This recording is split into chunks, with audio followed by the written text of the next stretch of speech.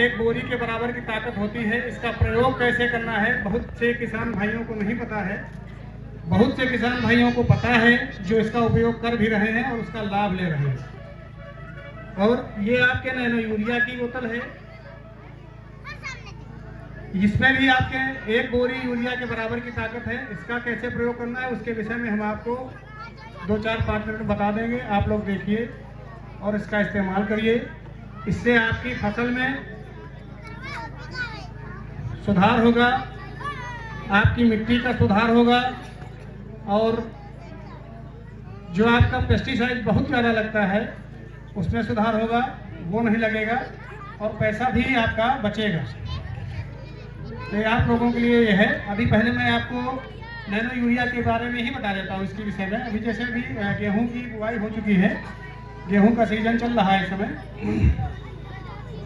तो आपका लमसम सभी लोगों का शायद ही किसी का गेहूं यहाँ नीचे में नहीं पता है मुझे, हो सकता थोड़े 30-35 दिन का हो, बाकी सभी का हमें समझे दूसरे पानी की स्टेज पर है इस समय 45 से 40, 50, 60 दिन में। इस समय आप इस यूरिया का इस्तेमाल कर सकते हैं, बेझिझक आप इस्तेमाल करिए। आपको बोरी डालने की कोई जरूरत नहीं है। इसका इस्तेमाल जब आप 40 से 45 दिन की स्टेज पर करते हैं तो आपको बोरी डालने की जरूरत नहीं पड़ती है। 18% पे ये नैनो यूरिया है। मैं जानता हूँ कि यहाँ पर ज़्यादातर किसान भाइयों को टंकी लेकर चलने में दिक्कत होती है, क्योंकि ज़्यादातर खेत हमने विजिट किए हैं जिनमें बोरिंग की व्यवस्था नहीं है, कहीं पानी की व्यवस्था नहीं है। खेत यहाँ है तो पानी वहाँ से लाना पड़ता है, तो 4 टंकी 5 टंकी डालने में किसान को परेशानी होती है। लेकिन कई बार क्या होता है, आपको नैनो यूरिया नहीं मिल पा रही है तो आपको उसको डालना है, तो आप इसका इस्तेमाल करिए। और यूरिया नहीं मिल पा रही तो आप इसका इस्तेमाल करिए और इसका लाभ लीजिए। ये 225 रुपये की बोतल आती है। आप इसका 2-3 जगह और इस्तेमाल कर सकते हैं। अगर आप नहीं डाल पा रहे हैं पानी की समस्या के कारण, तो आप जब घास मारने की दवा डालते हैं गेहूं में, उस समय आप इसका इस्तेमाल कर सकते हैं। घास मारने वाली दवा में साथ में मिला लीजिए। उसमें आपके सामने जो एक समस्या आती है कि गेहूं में घास मारने की दवा पड़ने के बाद गेहूं बैठ जाता है। किसान भाई कहते हैं कि हमारा गेहूँ बैठ गया, अब उसको उठाने के लिए कोई टॉनिक दे दो।